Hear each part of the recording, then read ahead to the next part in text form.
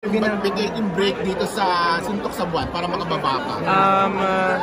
Start July 27. Kailan balik nyo? August 17, a day At after least, my birthday. At si Aga magbe-birthday din kasi. August 12 si Kuya Aga. Sa mga kapag-birthday siya dito, nasa barko-barko na nga, hindi nga makapunta today. Kumusta na yung mga huling dakunan nyo na eksena sa Suntok sa Buwan? Ang gaganda na. Wow. Ang gaganda na kasi ayoko mag-spoil. Pero basta intense na siya. May mga bagong cast na papasok. Pwede ko naman siguro sabihin, sina Tito Ronnie Lazaro papasok na. Si Ketchup ay kaka-appear lang last week. Si Gio Alvarez. Madami pa pong iba. Kaya daming kaka-excite talaga. Regarding dito sa movie mo, no? Sa Blue Room, curious lang ako, yung equal by exposure ni JK? Equal po sa lahat kasi ensemble piece talaga siya. Wow. So parang it's an ensemble heavy. Kaya nga po gusto ko siyang gawin kasi most of the time when I make films, parating like lead lang or support, ganyan. Mag-isa ka lang lagi sa journey ng character. Ito po, magkakasama talaga kami lahat. Parang barkada movie. Sinasabihan ka ni JK na naiinis sila sa'yo dahil ang galing-galing mo masyado mong ginagawa. Sabi ni JK, in-interview namin ng launch ng press.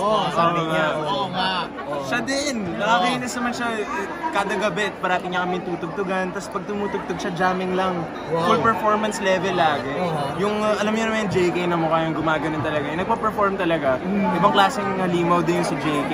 Ang tawag nga sa kanya, genius talaga in what he does. Sobrang genius. At sa trailer, kita namin, meron ka rin parang matinding laplapan. Ay, panoorin po natin yan. Alam niya ni Miles. Alam niya, of course. Alam niya po yan, of course. And, at nakasupport na siya ngayon sa'yo dito. support. Sa palagay mo naman, wala nang sapawan sa inyo dito ni JK sa mga isa. Wala po. We're all really supportive of each other. Yun nga yung challenge naman sa isang ensemble piece na pelikula.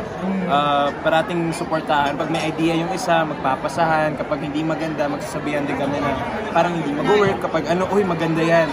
Yung klase yung relationship. Dating you do ba to? Ano po yun? Dating you do, parang gano'n. Ang dating ito. Hindi, mas intense to. Mas intense, wow! Mas intense to. Ka ba ni Direk Man or nag-audition ka pa for this?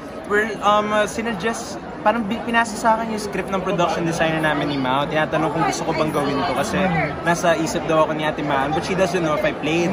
Sobrang God's timing. Just the same year, earlier last year, nag-piano lessons ako.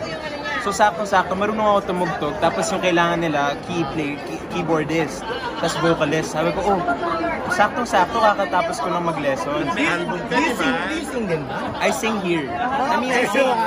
Revelation! Pero mahirap yung tatapatan natin yung isang Juan Carlos. So, Pero may ginawa kang album, di ba? Anong nangyari? I'm working on that, Kuya Alan. Tanungin mo sina Direk Percy kung kailan nila gusto i-release. Pero Sila may tapos alam. mo na yung mga trap.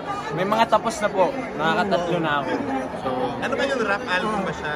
halo-halo. May rap, may kumakanta. Pero I write all of my stuff.